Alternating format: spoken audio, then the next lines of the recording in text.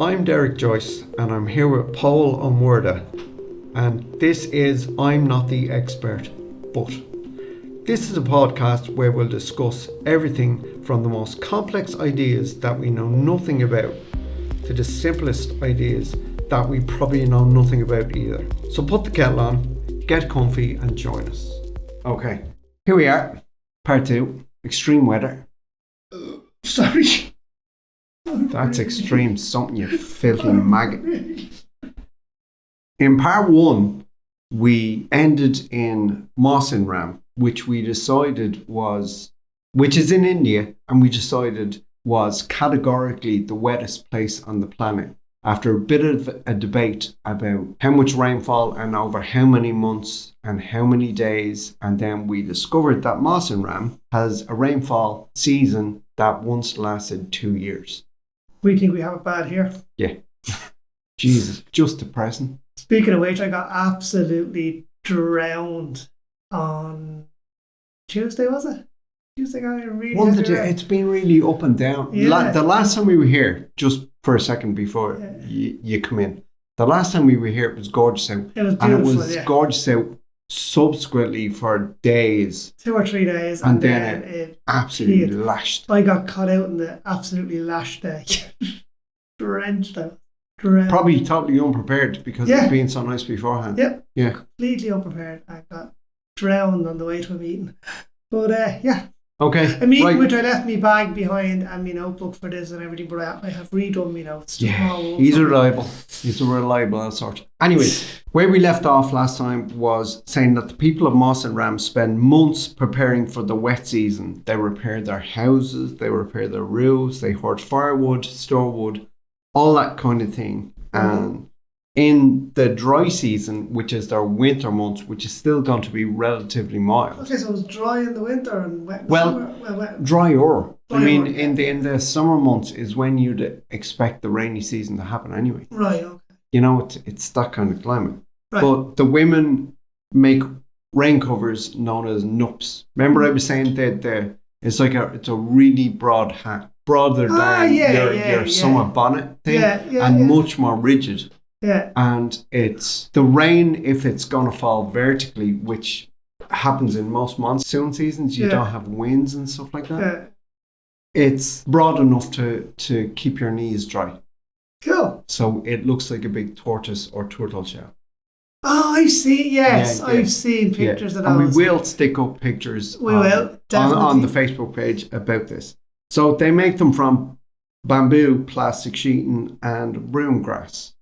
Okay, and everything is soundproofed because the sound of the rain falling. If you've ever been in a corrugated roofed place when it lashes rain or hailstones, it's deafening. Yeah. So it will be something worse than that. Yeah. So they need soundproof stuff, which is nuts. Which is probably another reason why they don't go out. But if you haven't listened to the first podcast, go back and have a listen to that because it is full of fascinating things. And it's fantastic. Dry stuff, hottest place, wettest place, coldest place. It's all in there. Yeah. Okay, so go back, listen to that. Come back here. We'll be waiting for you. So we've gone through the women making rain covers and that they resemble turtle shells.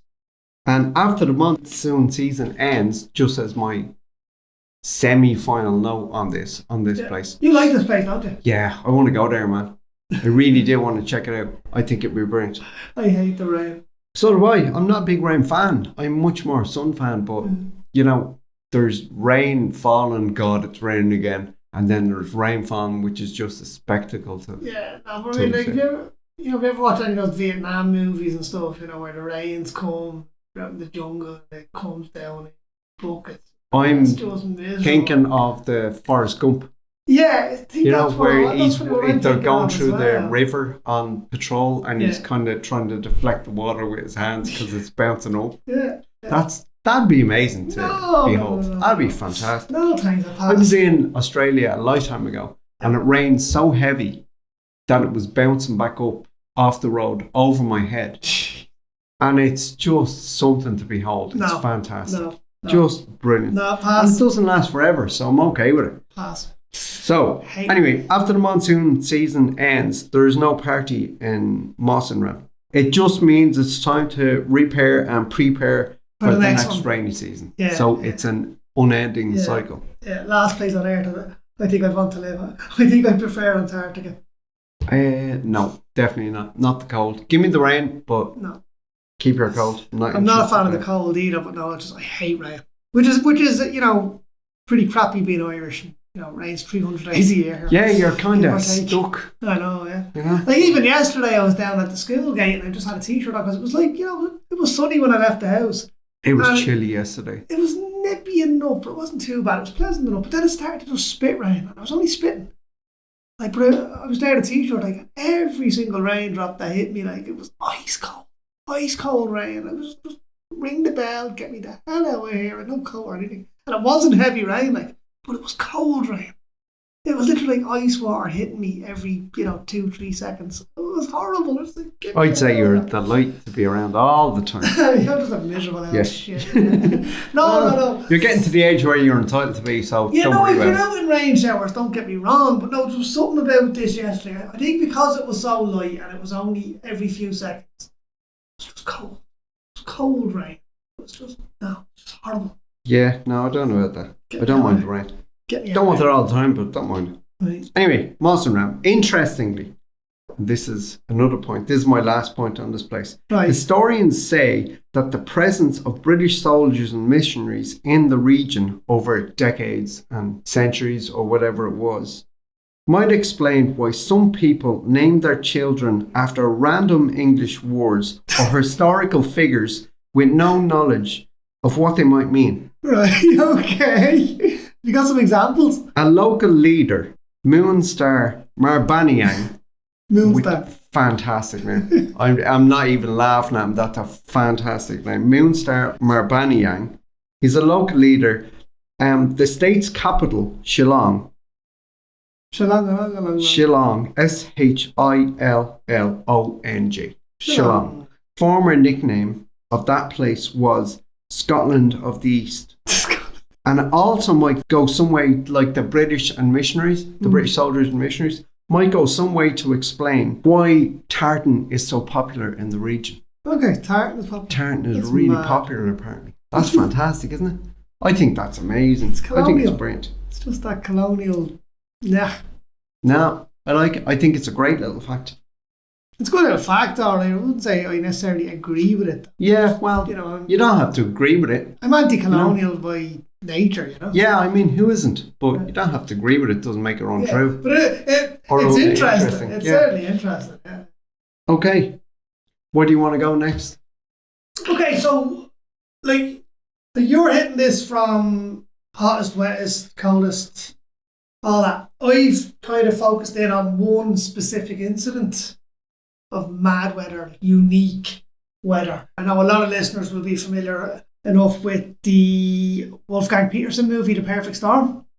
You haven't seen it. We've already discussed this. I watched 15 minutes of it and said, no, not interested. No, Del, you've got to go back and watch it. It's 15 minutes of it is like the chapter of a book. No, seriously, man, you've got to. If it doesn't grab your attention, trust me, it's in just, this case, you've got to go back and watch it. I may go back at some stage, but it is not on my list. Incredible movie. No. So much so, actually, that when I first seen it in the cinema, and it opens and it comes up Gloucester, Massachusetts.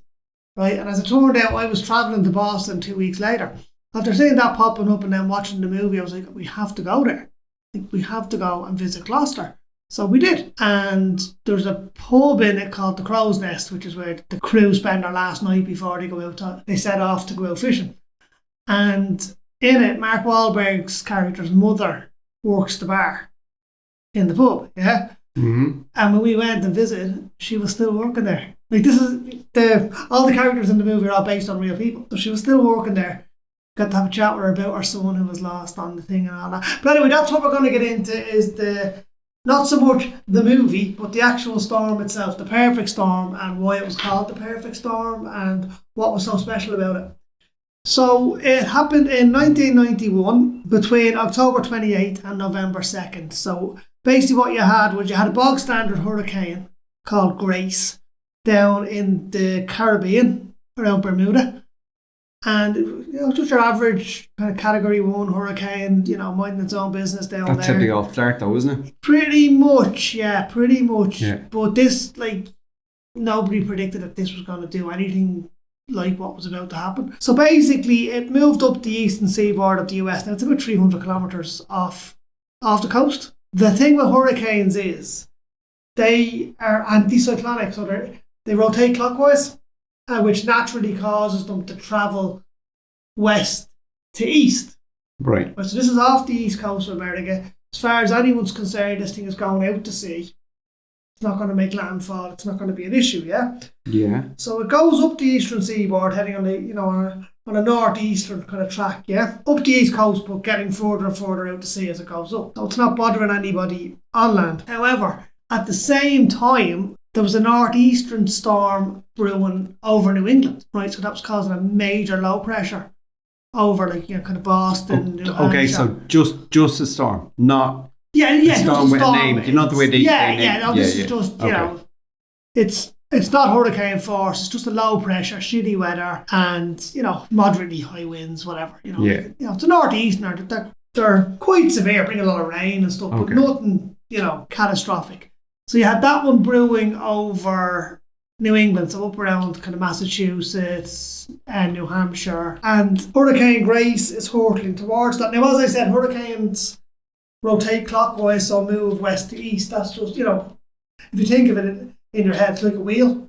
So it's moving that way. Right, yeah. What happened was, because of the low pressure being created by the northeaster storm over New England, when Hurricane Grace got up there, it started to be sucked back towards land. Right. So it actually went backwards, it retrograded.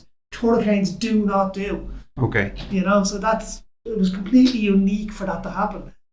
So it got sucked back towards the New England coast.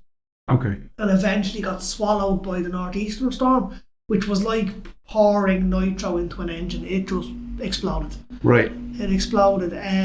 Your average hurricane is about 200 to 300 miles across. When Hurricane Grace collided with the northeastern storm coming down from New England, it was 1,500 miles wide.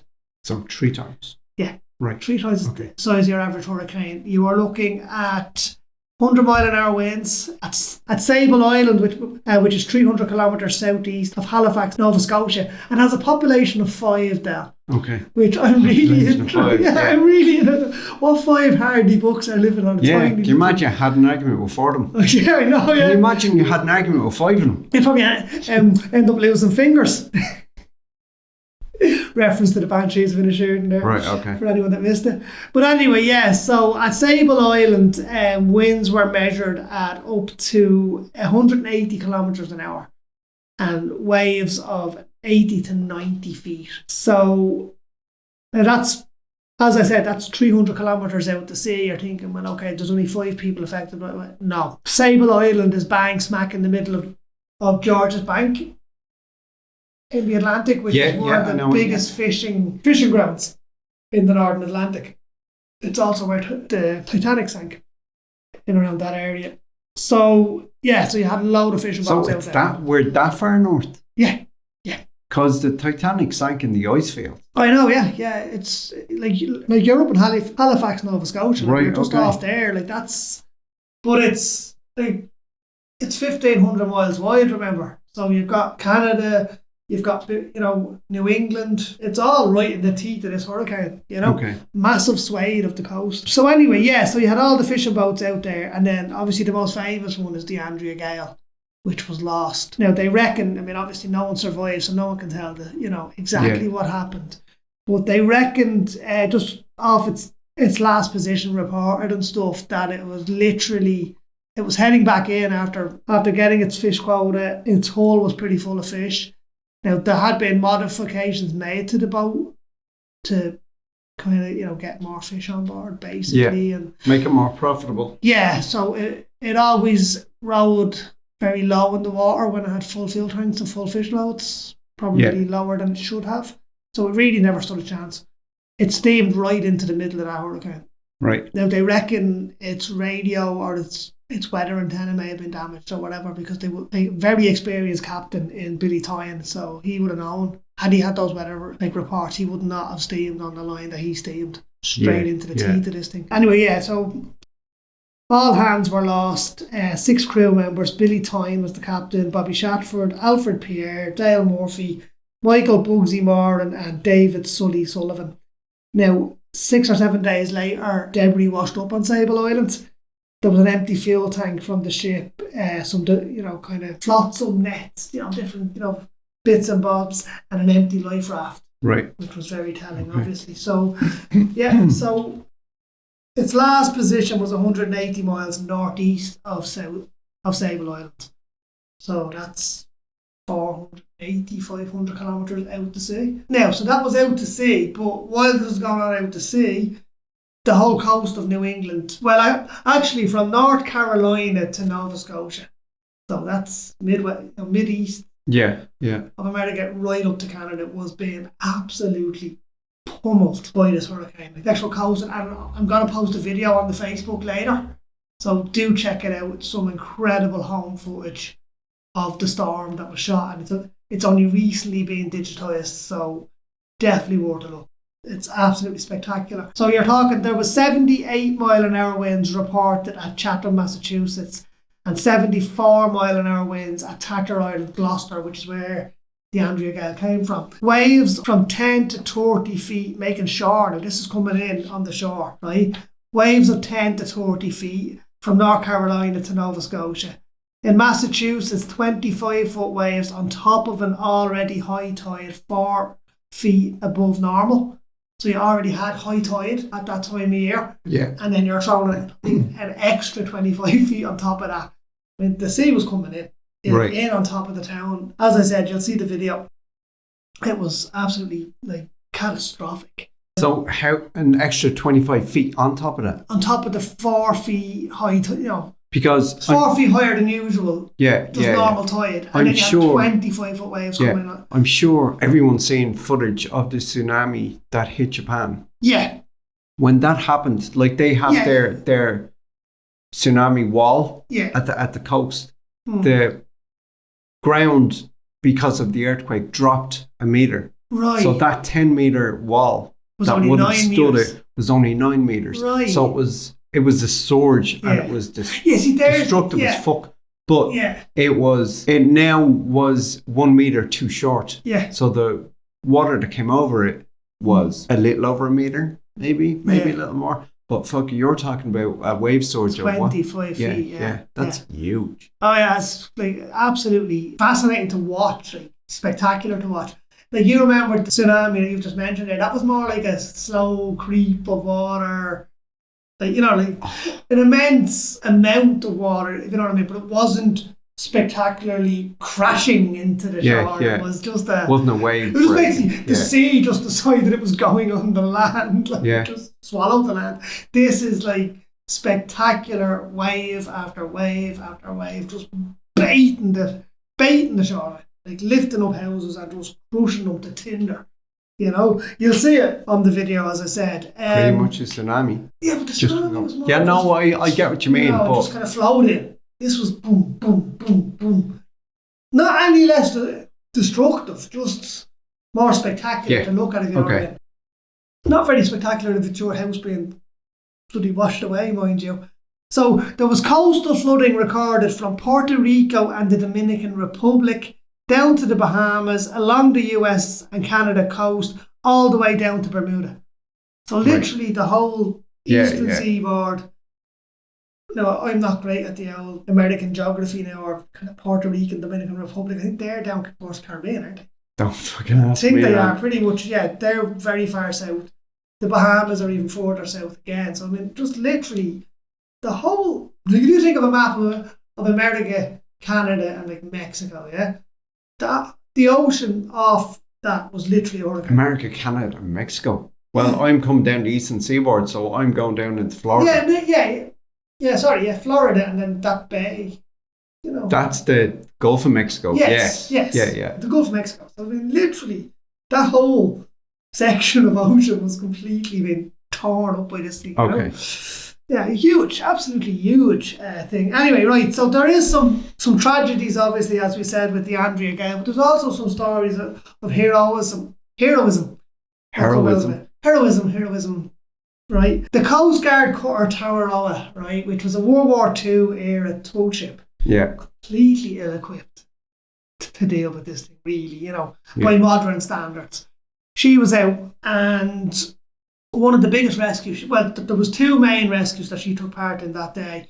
One was a sailboat, right, an elderly gentleman and a couple of female companions had decided he was going to sail, I think from Florida, they're always from Florida, down to Bermuda, and obviously got into trouble when this thing was kicking off. But he initially refused to abandon ship because he wanted, it was his life savings was probably in that boat, but he was quite arrogant as well, Well, if you don't know him, let's just say his life savings were in that boat. I'm going by what Sebastian Younger has written in the book and what's, depicted in the movie. That was his life, that boat probably was, Eventually, anyway, they did abandon ship. They did jump into the water, and all three crew members were saved. The ship obviously was lost. So the US Coast Guard Tamaroa used its dirigibles then to pick them up out of the ocean and save them. Then a US Coast Guard helicopter, a HH-60 chopper, which is like what our Coast Guard use, Okay, I'm not familiar with her, but I kind of know the shape of them. Yeah. So it's one of them. The yoke with the things on top. Yeah. The weirdy, swirly things on top. Yeah. No, it's the the big. Yeah, I do. It's almost like a Black Hawk, actually. Yeah. So they had been out trying to airlift the crew off the sailing ship. They weren't able to get them down because of the winds. They weren't able to, and they ran out of fuel. They tried to refuel using the tanker, but in the high winds they couldn't even, do that. So they eventually had to ditch in the ocean. 90 miles off Montauk, New York, they ditched. Another chopper from Air Station Cape Cod tried to rescue the crew of that chopper using the winch and whatever. And again, high winds and everything else. Were unable to, but the Tamaroa did steam in. They recovered 3 of the crew of that helicopter, but one pararescue jumper, Rick Smith, was never found. Okay. So that's 7, I make it. Victims at sea and 14 on land lost their lives over the course of that 3 days. Okay. $1.8 billion worth of damage done to coastal areas. Total fishing fleets were completely wiped out. Yeah, it was just absolutely catastrophic. As I said, I'm going to throw some videos and some photos up. There's a fantastic documentary as well. I might throw a link to that up. And of course, if you haven't seen the movie, Dale, or read the book, Dale, I cannot recommend it highly enough. I absolutely adore that movie. As I was saying, we went down to Gloucester and we done the whole. But now when you go to Gloucester, which I love, the Andrea Gale had a sister ship called the Hannah Bowden.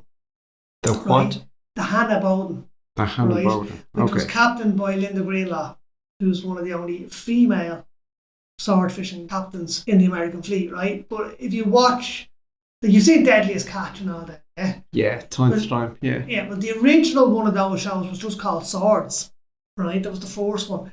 And it's about the Gloucester sword boats, and Linda Greenlaw is very, very prominent in that show. But anyway, so the Hannah Bowden was practically identical to the Andrea Gale. They were sister ships owned by the same guy. So now when you go to Gloucester, they've actually fitted out the Hannah Bowden, because she's been retired, out as the Andrea Gale. And you can go on board, you can actually see. All right, okay, so it's like a floating museum exactly thing. To the Perfect Storm, which wasn't there when we went there in 2000, but it is now. I've seen video and stuff online. So I'd love to go back. I'd really love to go back and see that. There is a Perfect Storm museum in Gloucester that we visited. It's right next to the Crow's Nest. And actually, something that was really funny is in the movie, and you've seen the first 15 minutes, so you know what I'm talking about. The boat comes in and docks, and Bobby's girlfriend comes running out of the Crow's Nest, which is a big triangle-shaped building at the end of the dock, and she comes running out and she's right on the dock. We drove around Gloucester for about an hour and a half looking for that. That's not where the Crow's Nest is, and it doesn't look even remotely like that. It's a little small one-storey building across the road from the docks. And the inside is exactly as you see in the movie. It's a horseshoe bar, there's a pool table, the lamps, everything is exactly the same inside. The outside's completely different. We actually stopped and asked someone, where's the Crow's Nest? And he goes, you're looking for the big You're like, yeah, goes, yeah, that was a facade they built for the movie. Jeez. So there you go. Movies like, do that. I know, yeah. I can't think of one offhand that did it. Michael Collins. Yeah, the GPO. But it's really fucking irritating. Yeah. Well, see, I can understand them doing it for this because it is a pretty good scene where she runs out the door and she's straight on the pier, you know. Whereas had they done it where it's located, she would have had to dodge her way through traffic. It's, you know, montage time. Yeah. So it was just easier to do it that way. But yeah, if you ever get a chance to visit Gloucester, I cannot recommend it highly enough. I want to retire there. I adore this place. This from the guy who doesn't like rain. I don't like rain, but I love the sea. I absolutely. My dream house, right, is literally a cottage on top of a cliff with a massive bay window, triple glazed, top of the range central heating, where I can sit in my bay window and watch storms all night. That would just, and I could stay there forever. Okay. Yeah. As long as I'm warm in my central heated triple glazed house. Yeah. Not to be out in the storm, but watch it. With the money to pay for all this shit. Yeah. Okay. Yeah. Right. But anyway, yeah. Brilliant. Okay. Interest enough to make you watch the movie? Maybe? Nope. Right, guys, get on the Facebook, get on the comments. If you've seen The Perfect Storm, tell Del how bloody good it is. I'm sure it's great, but I don't bend to peer pressure. I'm making it my mission 14, to watch that movie. Come on, you have to watch it. I guarantee if you watch it, you'll come in and say, you were right, that was awesome. I guarantee you it. It does start off a bit melodramatic. And you'll never know. I absolutely adore that movie. You'll never know. Right up. My latest go-to movie is Ghostbusters Afterlife. I love it. I absolutely love it. What a great movie. after that abomination that was the 2016 remake. After both those abominations. Which Ghostbusters 2 is shite. It was muck. I liked it. Bill Murray didn't want to do it. I know, yeah. Fuck that. Yeah. No. Do you know there's a video game which I actually got for one of the kids? I've played there for a while. But the story mode in that is officially the Ghostbusters 3 canon. It's official canon. The actors do the voices. It's written by Ivan Reitman. Okay, no, I've never seen it. And this new one, Afterlife, is directed by his son. Yeah. And I love what they done with Harold Ramis in it. It was... Yeah, it's very nice. It was really well nice done. Touch. It was really clever. Did you cop at the start? Actually, it was on my second or third view and I actually copped it. Don't give away shit now. I don't care if it was out in 2021, but don't give it away. I haven't seen it now, you're not going to say. No. Okay, all I'll say to you is, did you cop the bit with the, what's the thing called that they have to, the very famous piece of kit they have that I know what you're when talking they detect the ghost. Did you cop that at the start? Yes. Yeah, when it turns on. And, That gets me every time. Man. Right. Oh, it's awful. I didn't get it in the cinema. When I watched it subsequently, I was like, oh no, that's the moment. Like, oh man, that got me. But anyway, yes. Okay. Ghostbusters. Which are storms? Let's do the windiest place on earth. Chicago. Nope. You know, and that will come up. It's known as the Windy City, isn't it? It is, yeah. And I have a fact about why it's the Windy City, so bear with me. Oh, actually, I know where the windiest place on earth is. There we go. It's the Carlisle Grounds in Bray.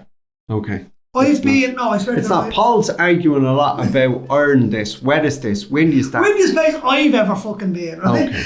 No, let me tell you about this, right? The Carlisle Grounds is what they use for Crow Park in the Michael Collins movie, which you've just mentioned a minute ago. It's where Bray Wanderers play.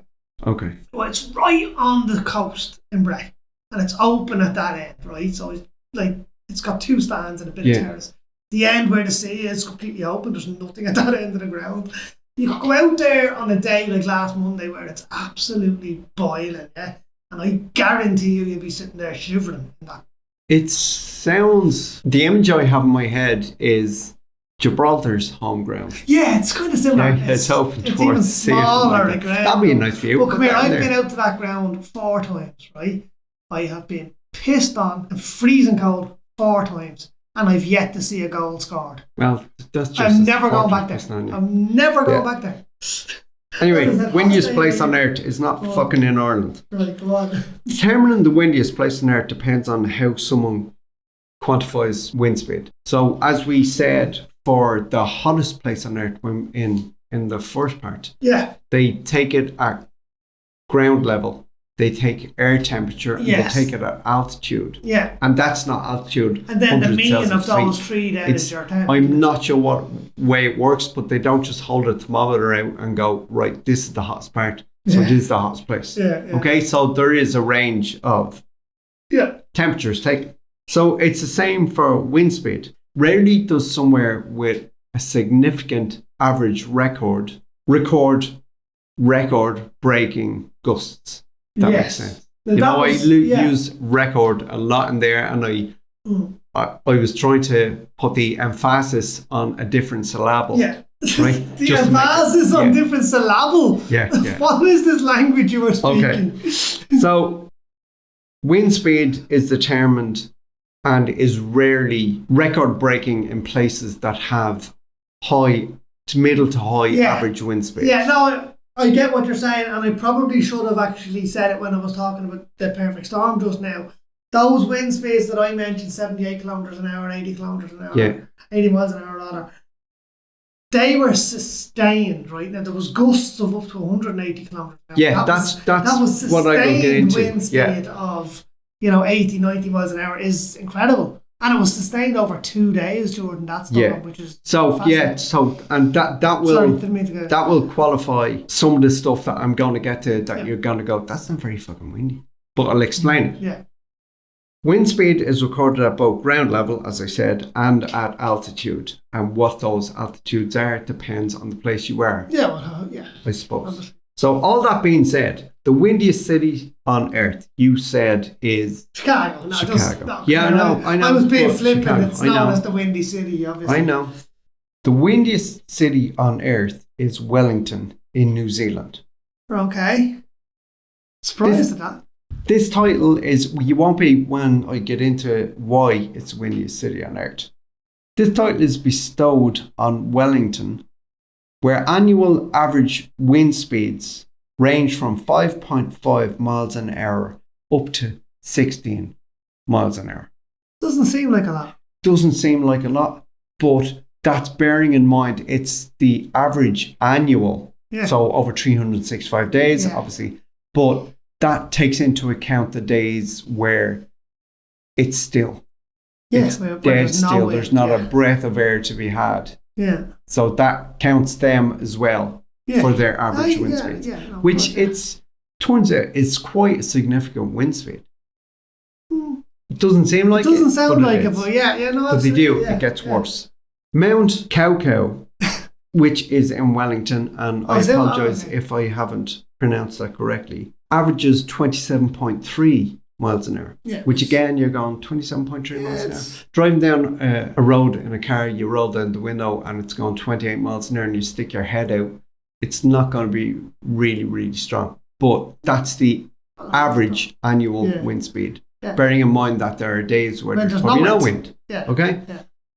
The strongest gust ever recorded on the mountain was 125 miles an hour. Now you're talking. Yeah. Wind speeds in this region are called the Roaring 40s. Oh, right, I've heard of that. Because the city is located between 40 and 50 degrees below the equator. Yeah, I had heard of that actually, yes. It's the perfect place for gale force currents to rip across the Pacific before they get compressed by the relatively narrow Cook Strait and then they smash into the land. Yeah. So they're tearing across the Pacific, which is featureless. Yeah, and I mean, geographically speaking. I was just going to say that. So it's featureless, and these things are just gathering at pace and belting in the across west the Pacific. Here, and then when it hits the Cook Strait, it just gets funneled in and intensified. Yeah, which I think is incredible. And bearing in mind that's in the southern hemisphere. Here in the northern hemisphere, Pacific hurricanes are not really they're a thing, but they're nowhere near as devastating as Atlantic hurricanes. And that is to do with the west to east track that we were talking about earlier. Yeah. You flip that on its head for the southern hemisphere, and you've got like the southern Pacific hurricanes are far more severe than southern Atlantic hurricanes. Yeah, it's just the way it works. And further evidence that the earth is not flat. Well, yeah, there's a whole different argument for a whole different podcast. I'm not. No, we're never even going to do No, that there's not podcast. going to be an argument between us. No, I'm saying we're not even going to do that podcast. Yeah. I wouldn't. Fuck that shit. I wouldn't dignify it with a podcast.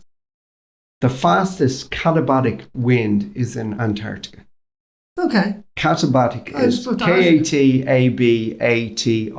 What the fuck does that mean? Katabatic wind is a wind that travels downslope.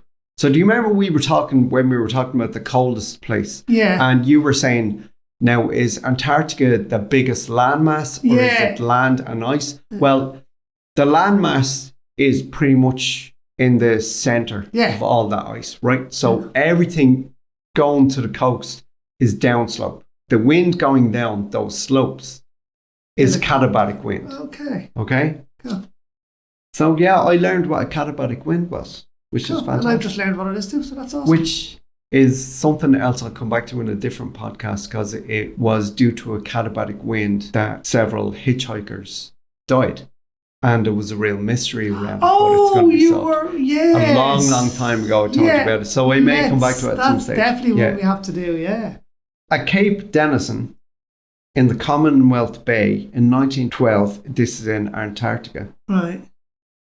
The Guinness record for the fastest katabatic wind was recorded at 168 miles an hour. So again, it's like there's obviously the mountainous region in the middle of Antarctica where all the ice is kind of built up and it flows downhill to the coast. So it's relatively featureless. Yeah.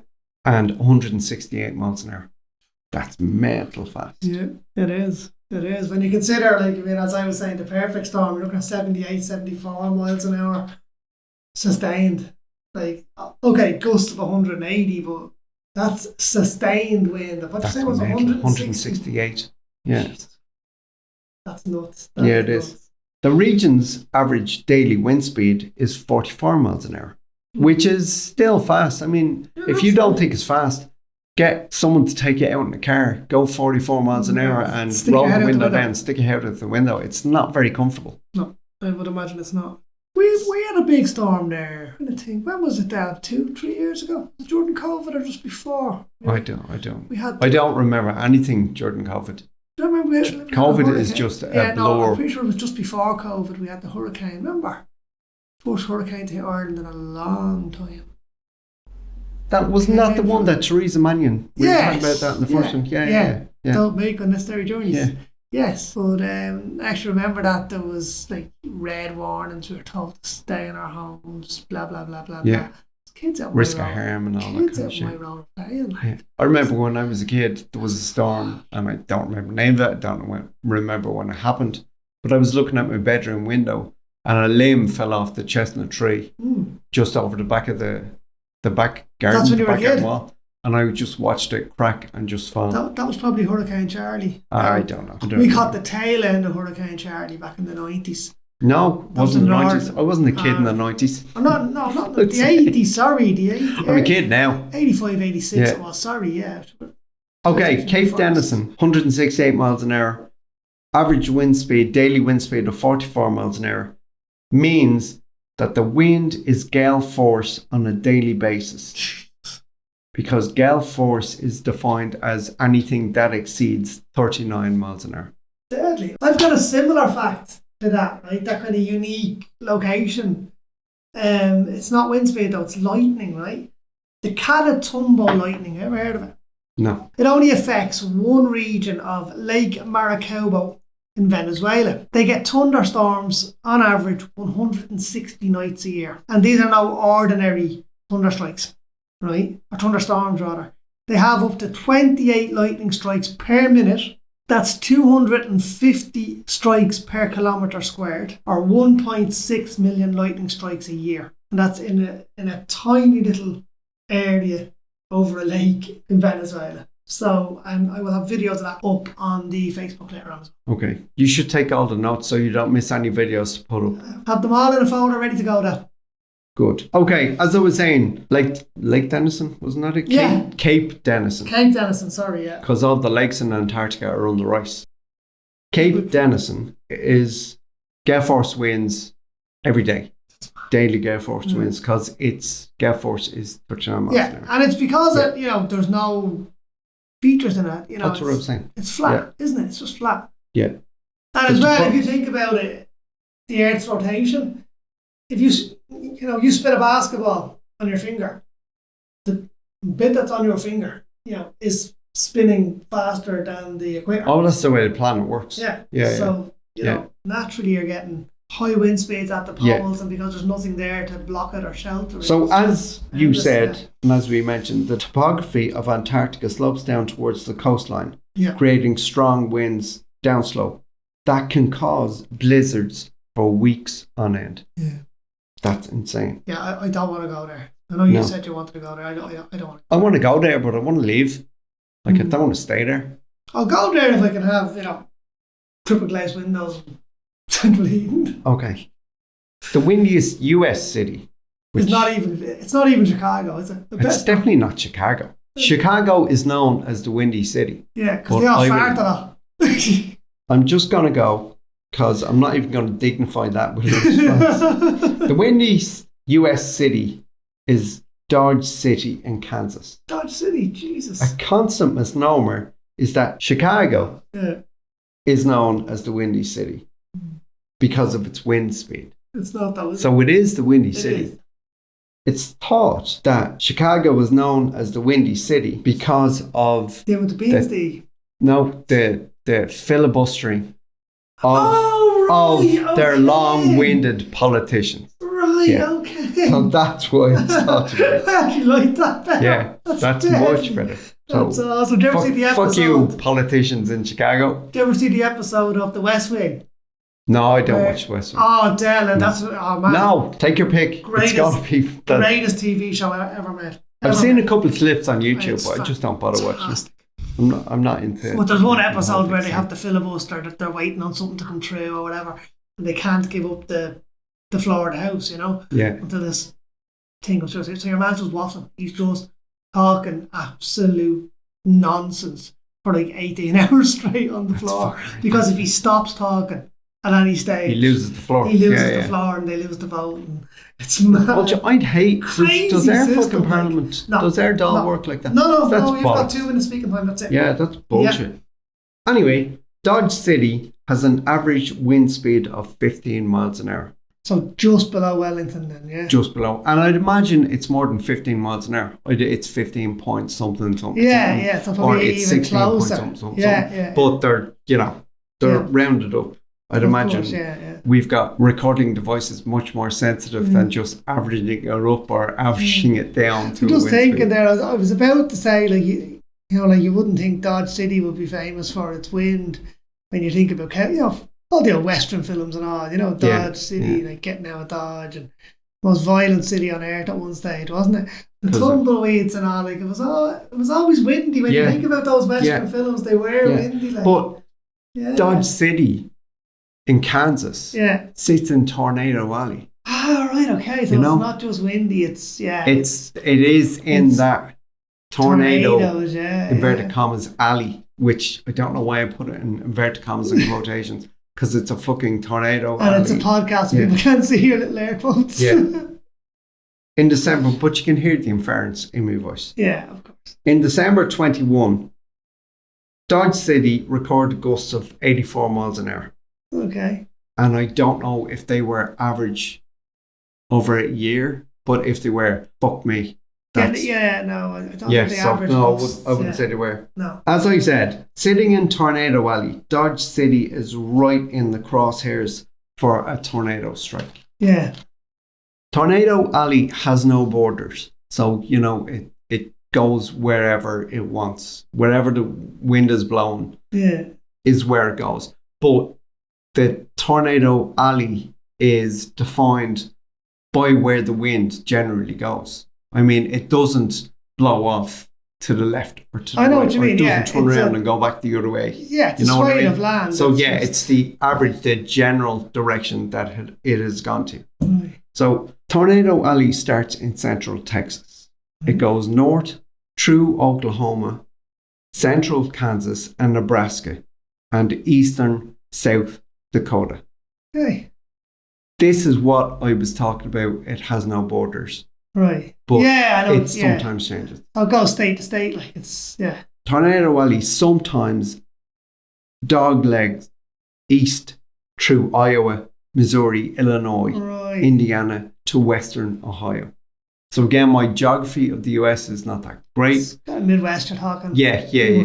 But it's not having borders means it doesn't always go in that direction. Yeah. Those cities are in the line. Yeah, it's not like a walled. It changes when it feels like it. When the weather feels like it. Yeah. As the wind blows. Yeah, but it's a rough region. Yeah. The Fujita scale. You know that, don't you? The Fujita scale. Fujita is a rap. I don't know. Okay. Are you talking food rap or are you talking musical rap? Fajita, you know, fajita. Fajita, yeah, it's not. He does terrible accents and terrible pronunciations on a whim. Fajita. The Fujita scale determines the scale of rotation of a tornado. F0 is less than 73 miles an hour. F1 is 73 to 112 miles an hour. Oh. F2 is 113 to 157 miles an hour. F3 is 158 to 206 miles an hour. F4 is 207 to 260 miles an hour. And F5 is 261 to 318 miles an hour. And that's your cow lifter? That's the rotation speed. I'd say cow lifter is well below F5. Probably, yeah. You know? Yeah.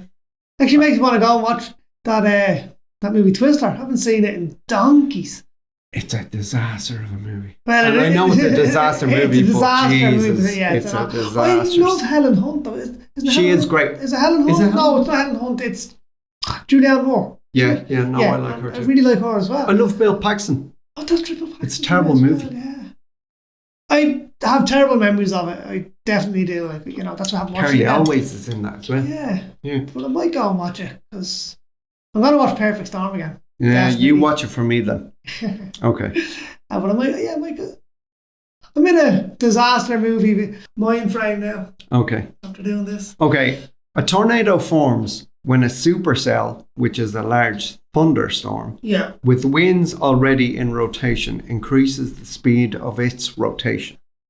About 1 in 1,000 thunderstorms become a supercell, and 1 in 6 supercells create tornadoes. So they don't all do it. Okay? Of course, yeah. But they've got, like I was about to say, they have such great systems and alarm warnings of tornadoes, and there's weather channels and there's people out chasing tornadoes and looking at the clouds. Yeah. But there are always tornadoes and thunderstorms and supercells that catch people unawares. Yeah. There's always devastation. Oh, of course. Yeah, there's always victims. Really quick. Yeah. And I mean, there's just sometimes there's just no way to get out of the way of these things, you know. That's it. Which is why there are tornado shelters. A uniquely American thing. Tornadoes. Yeah, like I've never really. You hold on to that then. Hold on to that thought. Okay. Moist air blowing up from the Gulf of Mexico meets cool air coming down off the Rockies, and the rotation starts creating the potential for a tornado. Right. And that's kind of how it starts, and that's a very non-expert, sciencey, meteorological. Yeah, way no, of you're pretty putting much, it. Okay. It has to do with kind of pressure and moisture as well, but it's, Now, I do remember it would have been 2004, early 2004, I was home from Australia and I was temping in IBM, and I was working with a guy who was over from Brazil, and he was living in Little Pace down the road. Yeah.